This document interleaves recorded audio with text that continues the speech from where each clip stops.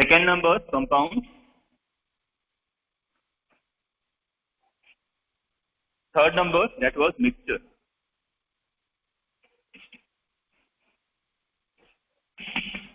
So I believe last time हम लोगों ने इसे finish कर लिया था. If you all remember, we had completed the element also, compound also, and the mixture also. Okay? हो गया था हमारा?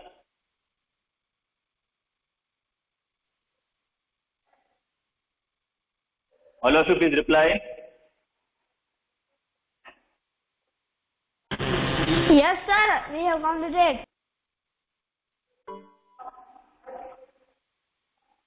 So element क्या होता है?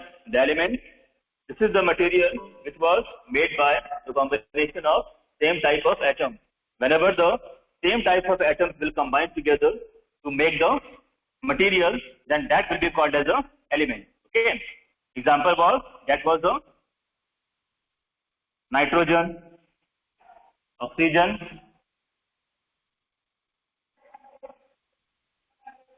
hydrogen. In the oxygen will be made by the combination of atoms those who are similar to the oxygen. Nitrogen will be made by the atoms only of the nitrogen. मतलब nitrogen को बनाने के लिए केवल nitrogen के atoms ही participate करेंगे. Hydrogen को बनाने के लिए सिर्फ और सिर्फ हाइड्रोजन के एटम्स ही पार्टिसिपेट करेंगे. लेकिन कंपाउंड के केस में क्या होगा? इन the case of compound CO2 और H2O, what we have seen, the atoms of oxygen and the atoms of carbon, they both have combined together to make compound. The atoms of hydrogen and the atom of oxygen, they both have come together to make compound. But in the case of element, hydrogen was independent, oxygen was independent, nitrogen independent. So this was the basic difference between this element and this compound. Now as far as the mixtures are concerned, the mixtures will be called as the substance whenever the constituents may get separate with each other. बच्चों मैं आप लोगों को बात बता दूं, mixtures are being categorized into the two types, homogeneous और heterogeneous. हालांकि वो आपकी बुक में दिया नहीं है, लेकिन मैं आपको बता दूं, homogeneous means whenever the mixture will be seems to you. After making, whenever the constituents will come closer to each other and the particles will be visible to you. At that time, that mixture will be called as the heterogeneous. And when the particles will not be seems to all of us, then that mixture will be called as a homogeneous. Let's have take an example. मान लो, if I'll mix iron powder, the particles of the iron with the salt और iron particles को मैं mix करूंगा, तो क्या salt और iron particles दिखना बंद हो जाएंगे क्या? दिखाई देंगे ना मुझे? In the mixture of iron plus salt, iron particles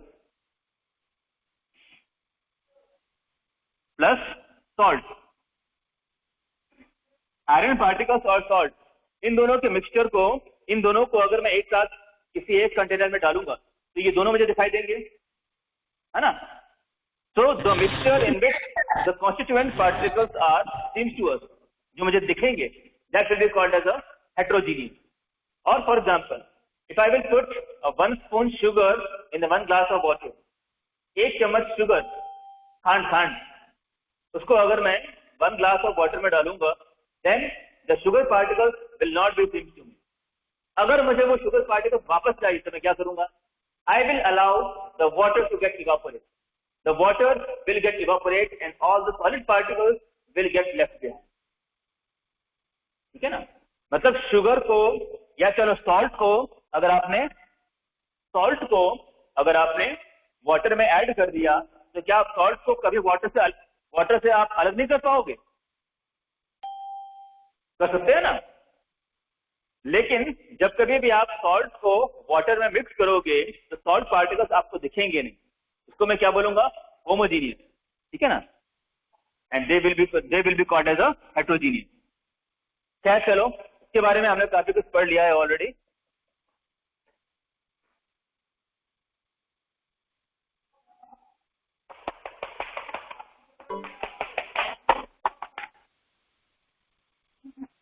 चलो बच्चों, so now you all know about, ये टॉपिक हमारा कल हो चुका था. Let's move ahead. चलो हम थोड़ा आगे बढ़ते हैं. आज we are going to start our new topic today, that was the chemical symbol. Today we are going to start chemical symbol.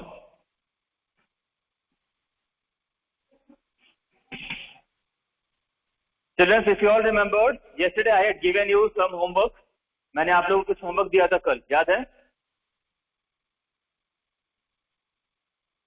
Chemical symbol के दो कॉलम लर्न करने के लिए दिए थे. Yes, sir. Aluminium to nitrogen. हाँ sir, yes किया.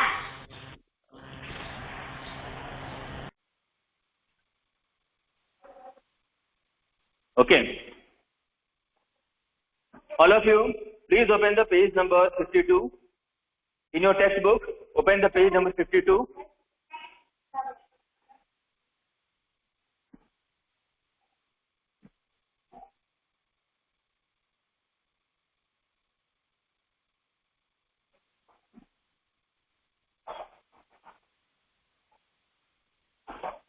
All of you, now please open the page number 52.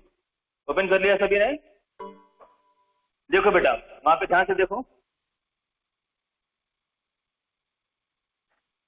As there are so many elements, writing their full names would be time consuming.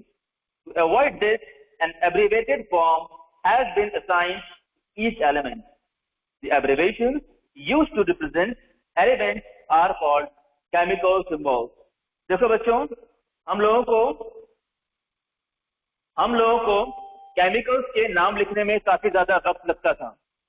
Chemicals के नाम लिखने में हमें काफी देरी होती थी. फॉर एग्जाम्पल, मुझे लिखना है कार्बन डाइऑक्साइड, तो मैं क्या लिखूंगा? देखो, कार्बन डाइऑक्साइड. अब कार्बन की जगह पे मैंने क्या लिख दिया? सी. डाइऑक्साइड की जगह पे O2. डाई का मतलब 2, ऑक्साइड का मतलब ऑक्सीजन. इसको मैंने कंबाइन कर दिया किसमें? So you all can say, we all can conclude that in order to bring conveniency in the way of conversion, आप मुझसे कुछ कहना चाहते हो, मैं आपसे कुछ कहना चाहता हूं, हम दोनों के बीच में कन्वीनियंसी आ जाए, कॉम्प्लिकेशंस को कम करने के लिए, अपनी मेहनत को कम करने के लिए, जटिलताओं को कम करने के लिए, कॉम्प्लिकेशंस को कम करने के लिए हम लोगों ने सिंबल्स डेवलप किए. And we have used alphabet to represent the each chemical. We have used an alphabet to represent the each chemical. For example, the carbon will be represented by the C alphabet. Oxygen will be represented by O alphabet. ठीक है? लेकिन पहले ऐसा नहीं था बेटा. Just now we will come to know that there was a two scientists. The first number, he had developed the different system of symbols. The next one, he had developed the different system of symbols. ये जो आप symbol system आप आज पढ़ रहे हो, this was the result of second one. इससे पहले भी एक साइंटिस्ट आया था, उन्होंने हमें सिंबल्स दिए थे, लेकिन वो सिंबल इससे अलग थे. कैसे थे वो? Let's have a see. All of you please focus on the page number 53 of your page text book. Everyone,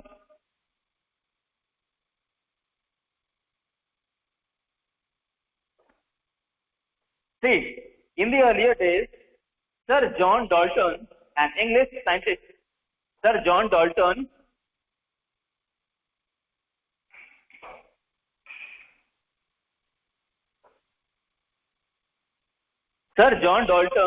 an English scientist, created his own set of pictorial symbols. Children, please see the figure 4.2 pictorial symbols. Figure 4.2 pictorial symbols means how the chemicals will get represented. Previously, the chemicals was not known on the basis of alphabet. The chemicals was not known on the basis of their alphabet, but they will be known on the basis of science. हाँ बेटा हरमन बोलो। Sir आपकी आवाज कब से cut रही है, आपकी आवाज ठीक से नहीं आ रही। अच्छा रुक जाओ 1 minute.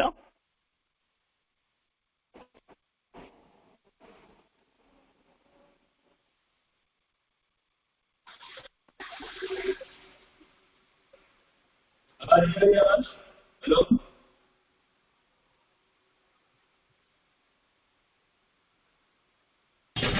Sir your voice is clear.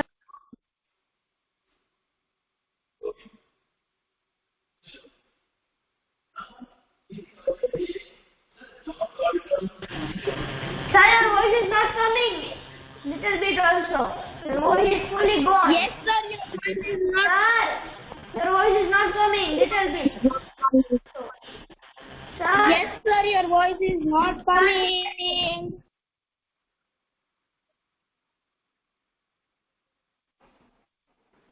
Sir, your voice is not coming.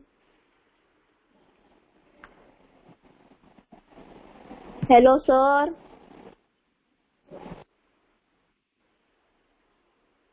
Hello everyone. Yes, भाई sir, मेरी now आवाज coming. Yes, sir. Yes, Now sir. coming? Your voice. Yes, sir. चलो ठीक है। ऑल ऑफ यू अब बेटा देखो बिना टाइम वेस्ट किए फटाफट देखो सभी लोग।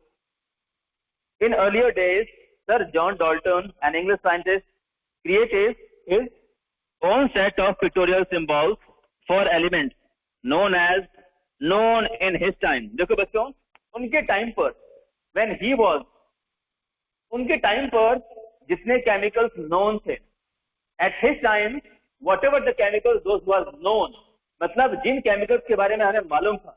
देखो बच्चों जैसे जैसे हम आगे बढ़े हैं, जैसे जैसे हमारा साइंस आगे बढ़ा है, वैसे वैसे हमने केमिकल्स को डिस्कवर किया है। याद रखना केमिकल्स कभी भी इन्वेंट नहीं होते, वो हमेशा डिस्कवर होते हैं। मतलब वो केमिकल्स हमारे अर्थ पे हैं लेकिन हमें मालूम नहीं है उनके बारे में। ठीक है, तो केमिकल्स कभी भी इन्वेंट नहीं होते, हमेशा डिस्कवर होते हैं। उनके टाइम पर जितने केमिकल्स थे at his time whatever the chemicals which he was having, he had tried to give the symbols to these chemicals. Children, you all can see the pictorial symbols: arsenic, mercury, hydrogen, nitrogen, copper, iron. Okay, these are the different name of the chemicals and the symbols which he has used. On Sir John Dalton. Sir John Dalton, he was the first person he has used. Sir John Dalton was the first person he used to represent the chemicals on the basis of symbol. Sir John Dalton वो पहले आदमी थे जिन्होंने chemicals को symbol के नाम से represent करना शुरू किया। ये अलग बात है कि आगे चल के हमने इनके सिंबल्स को कैंसिल कर दिया। आज के डेट में हम इनके सिंबल्स को एक्सेप्ट नहीं करते क्योंकि हमारे पास एक डिफरेंट सिस्टम ऑफ सिंबल्स, एक डिफरेंट सिस्टम आ गया है। कौन सा सिस्टम आ गया है देखिए, अभी आगे देखो। The modern system of representation was given by John Jacob Berzelius. बच्चों अगर आप लोगों को ये नाम या नाम लर्न नहीं हो रहा है तो सिर्फ बर्जीलियस नाम कर लो, Berzelius, only Berzelius. The modern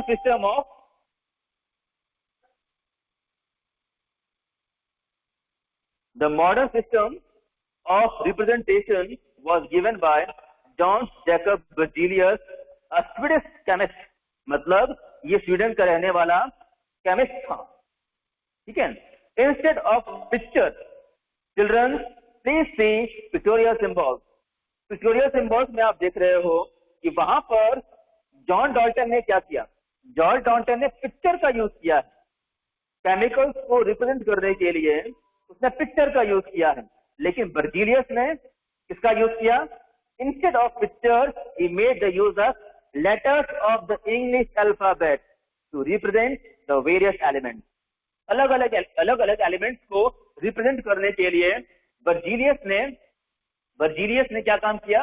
alphabet का यूज किया। ठीक है ना, अल्फाबेट जो पढ़ते हो ना आप लोग एबीसीडी, उसको हम क्या बोलते हैं? अल्फाबेट कहते हैं। ठीक है, अब देखो you all can see in your text book only कि देखो वहां पर नीचे कुछ table number 4.1, all of you Please see the table number 4.1.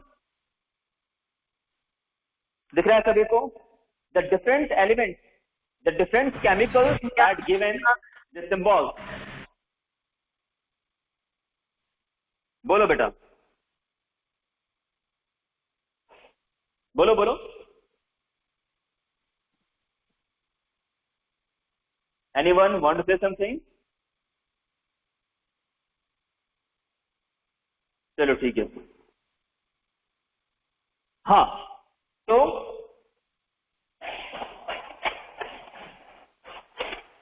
पहले क्या देखा आप लोगों ने? The first scientist, he has used symbols as a picture. He has used picture to represent the specific type of the chemical. Carbon को represent करने के लिए पिक्चर, हाइड्रोजन को रिप्रेजेंट करने के लिए पिक्चर, ठीक है, ऑक्सीजन को रिप्रेजेंट करने के लिए पिक्चर. लेकिन उसके बाद साइंटिस्ट आया, स्टूडेंट का क्या नाम था उसका? बर्जीलियस, सर जॉन बर्जीलियस, है ना? Wait, Jacob, that was Jacob Berzelius. He has used alphabet as the symbol. ठीक है ना? तो हमने अल्फाबेट को एज अ सिंबल यूज करना शुरू कर दिया. तो बच्चों, आज की डेट में आप लोग ये बात जानते हो, you all know that if I want to represent here oxygen, अगर मुझे आप लोगों को बताना है कि मैं ऑक्सीजन की बात कर रहा हूं, तो I will use O2. If I want to write it down here carbon, then I will use C. I want to write it down here nitrogen, I will use N2. मुझे पूरी spelling, पूरा spelling लिखने की जरूरत यहां पर नहीं है, ठीक है ना? To write down the whole spelling, that's not needed here. Okay, लेकिन बच्चों इसमें भी कुछ रूल है. क्या रूल है? पढ़ते हैं. अभी मैं आपको पढ़ाता हूं, लेकिन मैं आपको पहले बता देता हूं कि वो क्या है. The first rule was whenever the name of the chemical will be considered. चलो मैं कुछ केमिकल्स के आपको नाम बता देता हूं, जैसे कि नाइट्रोजन हो गया, कार्बन हो गया, बोरोन हो गया. चलो मैं लिख देता हूं यहां पे. नाइट्रोजन, बोरोन,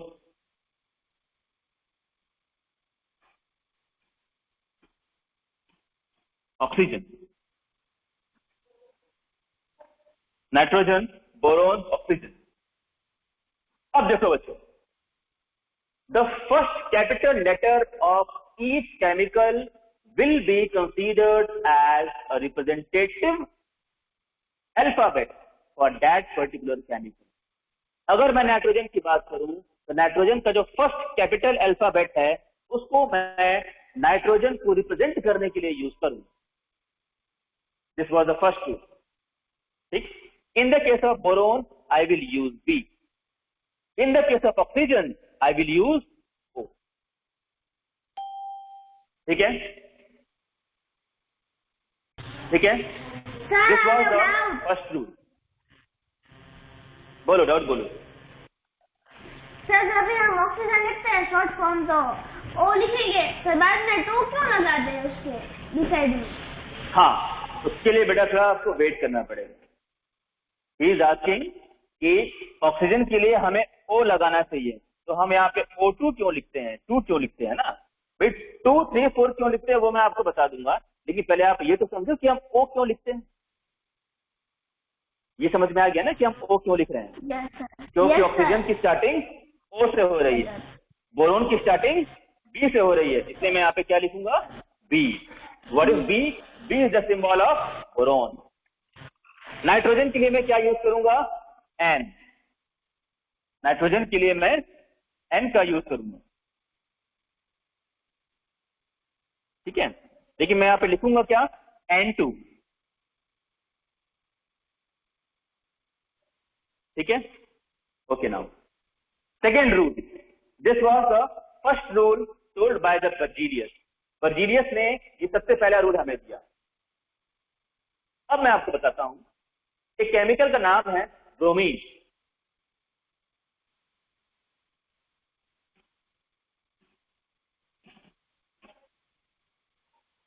ठीक.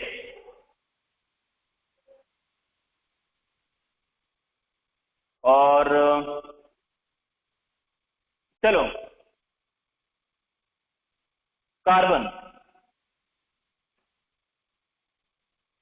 कार्बन का फर्स्ट लेटर क्या है?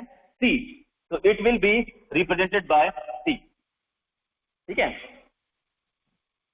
अब एक और केमिकल का मैं आपको नाम बताता हूं, कैल्शियम।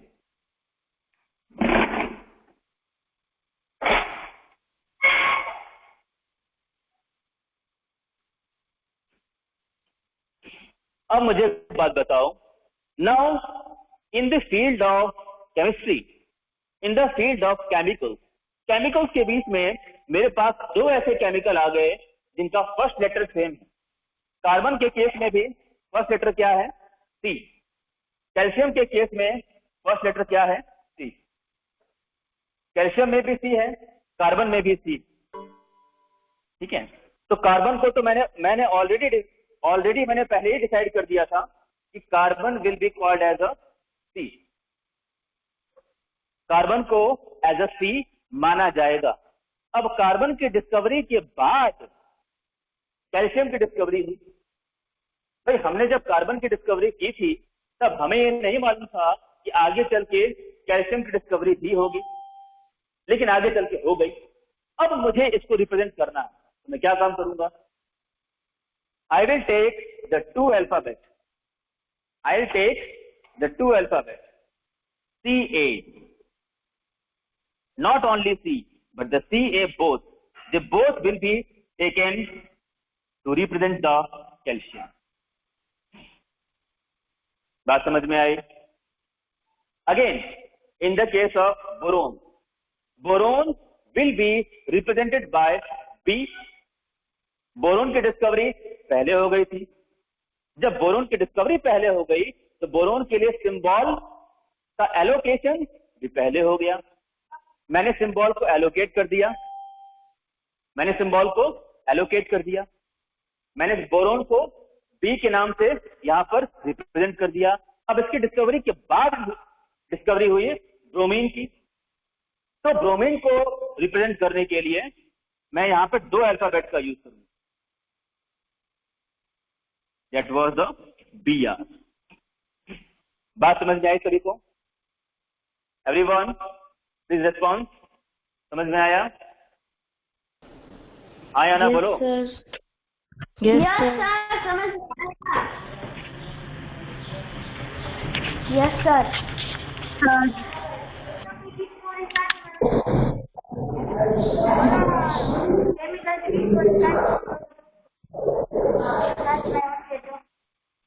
दोनों में मेरा जस्ट अ मिनट है children, just a minute.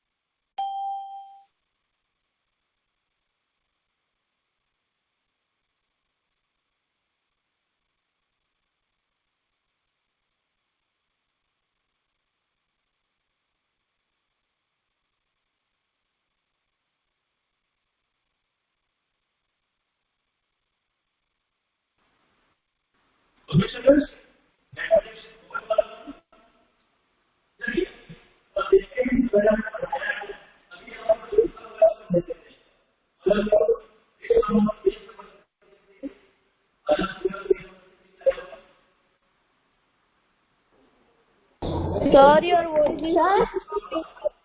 Sir, your voice is not coming. Sir. Sir, your voice is not coming properly. Sir, your voice is not coming. We can't hear you. Sir, it is very slow. Very, very slow. No, sir, your voice is not. Sorry. Everyone, you all are getting my voice? Yes, sir, now it is coming. Yes. Yes, sir, now it is coming.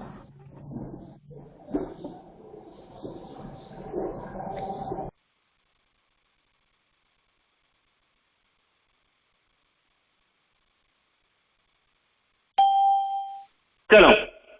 Now, the important features of this system are the first English letter appearing in the name of an element is used as its symbol. सही है? बताया ना मैंने अभी आपको. For example, जैसे कि hydrogen के लिए H, कार्बन के लिए C, ऑक्सीजन के लिए O, नाइट्रोजन के लिए N, etc. ठीक है ना? Symbols of same elements have also been derived from their Latin names. Okay. तो ये तो फर्स्ट रूल था जो मैंने आप लोग को बताया कि किसी भी एलिमेंट या कोई भी केमिकल का नाम होगा, उस केमिकल के फर्स्ट लेटर को मैं एज अ रिप्रेजेंटेटिव यूज करूंगा. लेकिन अगर सेम केमिकल्स आ गए, तो दो केमिकल और दोनों के फर्स्ट लेटर सेम हो गए, तो मैं क्या करूंगा? देखो, when two or more elements have their name beginning with the same letter, all of you please see on the board. All of you please see on the board. Now you all can see boron and bromine. Boron and bromine, they both are going to be start from the letter B. Now in this case, first of all, the B alphabet had already been allocated to the boron. Now the bromine will get the first two alphabets. The bromine will get the first two alphabet. That was the BR. Clear? नीचे. When two or more elements have their names beginning with the same letters, one more letter is added to the symbol. अब आप देख रहे हो यहाँ पर कि boron के और बोर्ड पे देखो, बोरोन के लिए मैंने B का यूज किया. अब ब्रोमीन के लिए भी अगर मैं B का यूज करूंगा तो आप कंफ्यूज हो जाओगे कि B का मतलब क्या, बोरोन या ब्रोमीन. इसीलिए B के आगे वाले एक लेटर को भी मैं यूज करूंगा. That was the BR. बात समझ में आ गई सभी को? देखो यहाँ पे एग्जांपल दिया भी है आपको. For example, elements the second letter in their name is added, such as calcium के केस में Ca, कोबाल्ट के केस में CO, ज़ेनॉन Xe, है ना, helium He, bromine Br. Now in some cases another distinct letter is used. Example, chlorine Cl. हालांकि chlorine में क्या use होना चाहिए था? CH यूज होना चाहिए था, लेकिन क्या यूज किया हमने? CH यूज होना चाहिए था, लेकिन हमने क्या यूज किया? Cl यूज किया. In the same way magnesium में क्या यूज होना चाहिए था? Na, लेकिन यूज क्या किया हमने? Mg. ठीक है बच्चों? Manganese Mn, zinc Zn. ठीक है बच्चों? तो देखो, जो नॉर्मल केमिकल्स हैं उनको तो आप आराम से लर्न अप कर लोगे, लेकिन वो केमिकल्स जिनके लेटर्स थोड़े बहुत ऊपर नीचे हैं उनको थोड़ा बहुत प्रॉब्लम होगी, लेकिन टाइम के साथ साथ आप उसको भी याद कर लोगे. हाँ भाई Harman, wait just a minute, तो मैं अभी आप सभी को अनम्यूट कर रहा हूँ, तो आप मुझसे पूछ. सर. हाँ भाई हरमन बोलो. Yes sir. सर आपने बताया कि जब कोई दोनों एलिमेंट्स मिक्स हो जाए तो फर्स्ट लेटर किसी एक का हमें लेना पड़ेगा. सर जिंक में ZI की जगह ZN क्यों आया सर? ZI नहीं आएगा जिंक का सिंबल? हाँ बेटा, ZI आना चाहिए था. बात आपकी सही है, वही तो मैं आपको बता रहा हूँ कि जैसे मैग्नीज है तो मैग्नीज में Ma आना चाहिए था, मैग्नीशियम में भी Ma आना चाहिए था. लेकिन अब इसका आंसर ये है बेटा कि उस समय साइंटिस्टों ने जो मान लिया, पूरी दुनिया ने भी उसको मान लिया. दुनिया ने, पूरे वर्ल्ड ने हमारे साइंटिस्टों की सोच के ऊपर क्वेश्चन रेज नहीं किए.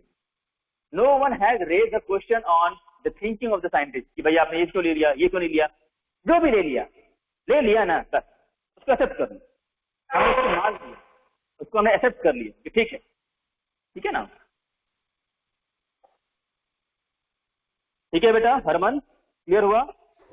Yes sir. Okay sir. Yes sir. चलिए, ओके बच्चों, so I think this topic was very easy and this has been understood to everyone.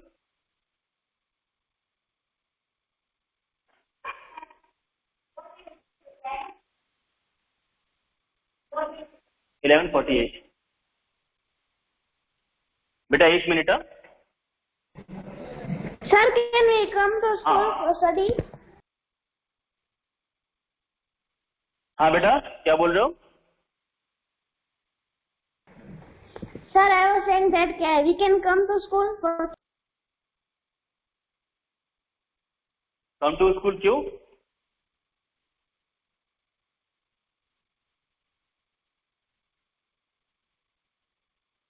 बताओ, कुछ पूछना चाहते हो आप? पूछो, आप कुछ पूछना चाहते हो मुझसे? Yes sir, I was asking that we can come to school for study. Study के लिए बेटा अभी स्कूल में आना सेफ नहीं है, इसलिए अभी हमने मना किया हुआ है सभी को। ऐसा होता तो फिर हम सभी को नहीं बुला लेते।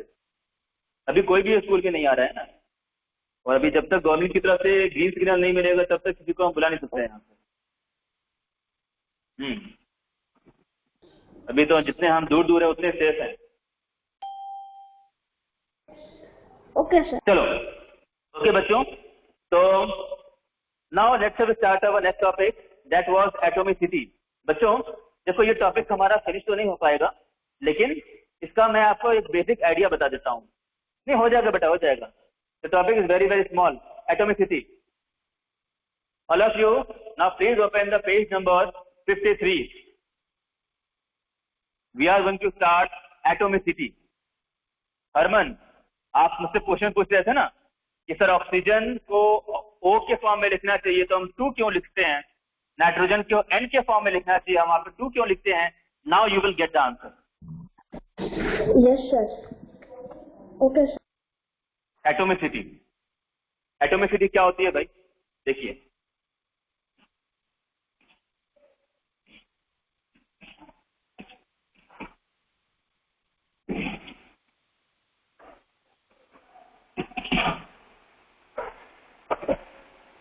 all of you please open the page number 53. All the children, beta please open the page number 53. Many elements exist as a molecule because, beta please word पे ध्यान दो, many elements exist as molecule, मतलब ये क्या कहना चाहता है? ये कहना चाहते हैं oxygen will exist in the form of O2, nitrogen will exist in the form of N2, sulfur exists in the form of S8. ठीक है? Means there are some chemicals whose, as far as the alphabet is concerned, the alphabet will be single, but along with the alphabet I will write down some numerical value. This numerical value will inform us that how many atoms combine together to make the one molecule of the element. बच्चों मैं आपको ये बताना चाहता हूं, मैं आपको ये समझाना चाहता हूं, बोर्ड पे देखिए, ऑक्सीजन को रिप्रेजेंट करने के लिए मैं किसका यूज करूंगा? O का यूज करूंगा, लेकिन O के साथ में मैं क्या लगा देता हूं? 2। देखिए O2। नाइट्रोजन के लिए क्या लगाऊंगा? N2। सल्फर के लिए S4। फास्फोरस के लिए P8। क्या है ये भाई? हमने तो रूल पढ़ा था, रूल में तो लिखा हुआ था कि सिर्फ ऑक्सीजन को यूज करते हैं। ये 2 क्यों लिख रहे हो यहाँ पे? यहाँ पे 2, यहाँ पे 2, यहाँ पे 4, यहाँ पे 8, ये क्या है भाई? देखो फर्स्ट लाइन क्या लिखा है? Element will be use, can be written as a molecule. बेटा याद रखना, ऑक्सीजन, जो ऑक्सीजन आप अपने बॉडी में ले रहे हो, इस ऑक्सीजन को बनाने के लिए ऑक्सीजन के 2 एटम कंबाइंड फॉर्म में रहते हैं। Oxygen will not exist independently in the nature. Oxygen can not exist independently in the nature. Sir सुन लो अभी, ठीक है? Oxygen can not exist independently in the nature. The 2 atoms of the oxygen must have to be combined with each other. the two atoms of the oxygen must have to be combined together to make the molecule. याद रखना बेटा, अगर यहाँ पर सिर्फ carbon लिखा हुआ है, सिर्फ C लिखा हुआ है, इसका मतलब सिंगल एटम है। अगर मैंने यहाँ पर सिर्फ N लिखा है, इसका मतलब सिंगल एटम है। लेकिन अगर मैंने N2 लिख दिया, इसका मतलब यहाँ पर नाइट्रोजन के दो एटम्स ने मिल करके नाइट्रोजन की एक मॉलिक्यूल को बनाया है। इसका मतलब नाइट्रोजन कभी भी सिंगल फॉर्म में एग्जिस्ट नहीं करता। बेटा, हमारे अर्थ पे जितने भी केमिकल्स मिलते हैं, सभी केमिकल्स में बहुत सारे केमिकल्स ऐसे हैं जो इंडिपेंडेंट एग्जिस्ट करते हैं, लेकिन कई केमिकल्स ऐसे हैं जो इंडिपेंडेंट एग्जिस्ट नहीं करते। ठीक है, और वो जैसे हैं, गॉड ने उनको जैसा बनाया है, हमको उनको वैसे ही एक्सेप्ट करना पड़ेगा, because we can't bring any changes in them. ठीक है ना भाई, हमको उन्हीं से काम करना है, लैब में हमें उन्हीं केमिकल से एक्सपेरिमेंट करना है, वी कांट चेंज देम। ठीक है, तो ये O2 N2H4 क्या है देखो तो,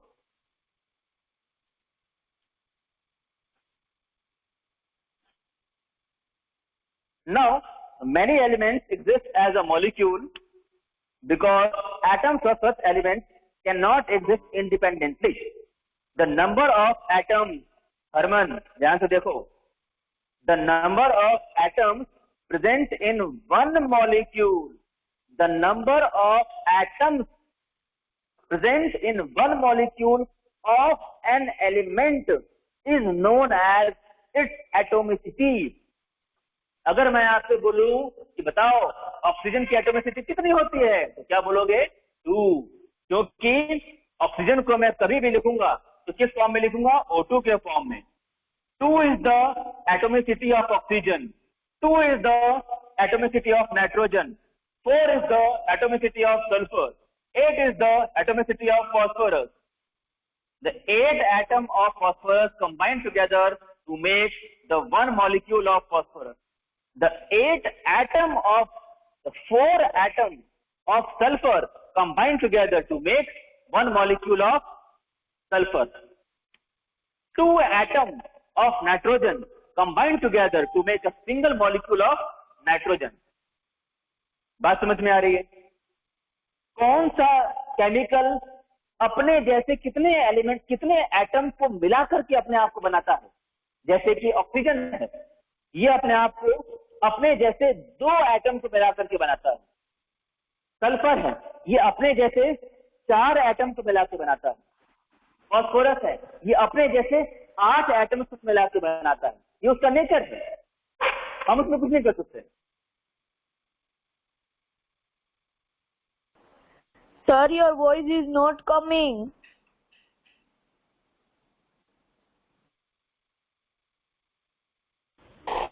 No, sir, your voice is not coming.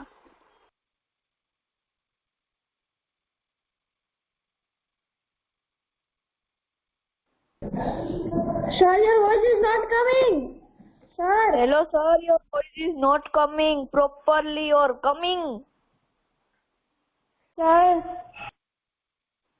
Sir, your voice is not.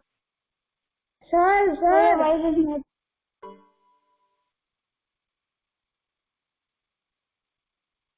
मतलब 4 सल्फर के एटम जब साथ मिलके रहेंगे तो वो स्टेबल रहेंगे। फास्फोरस के 8 एटम मिलके रहेंगे तो स्टेबल रहेंगे। नाइट्रोजन के 2 एटम मिलके रहेंगे तो स्टेबल रहेंगे। ऑक्सीजन के 2 एटम मिलके रहेंगे तो स्टेबल रहेंगे। ठीक है ना? तो this is what the reason. तो बच्चों याद रखना, इसको मैं क्या बोलूंगा? ये 2, ये 2, ये 4, they all will be called as a Atomicity. Atomicity. Yeah?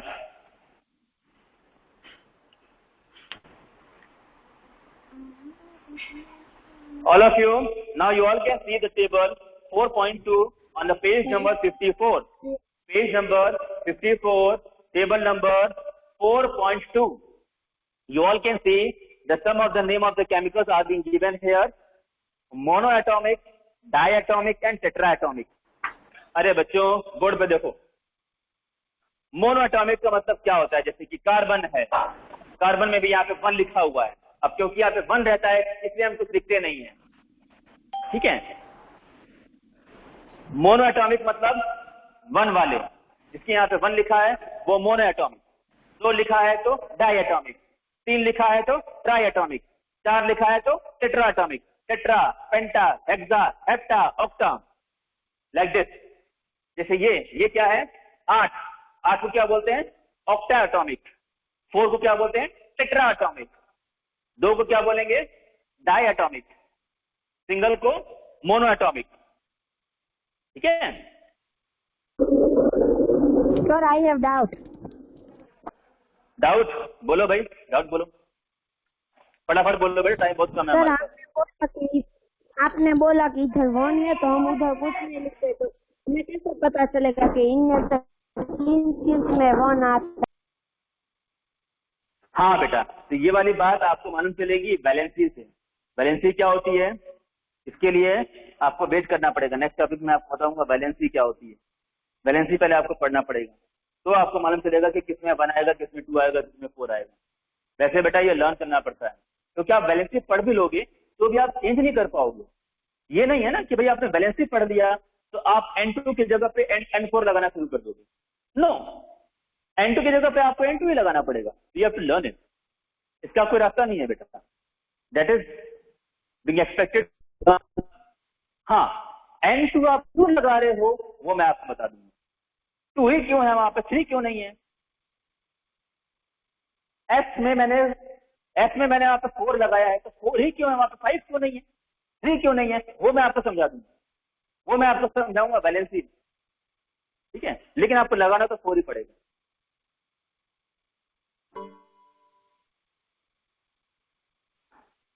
ठीक है बेटा, एनी डाउट टू एनीवन? खत्म हो जाए फिर मैं आपको। Okay everyone.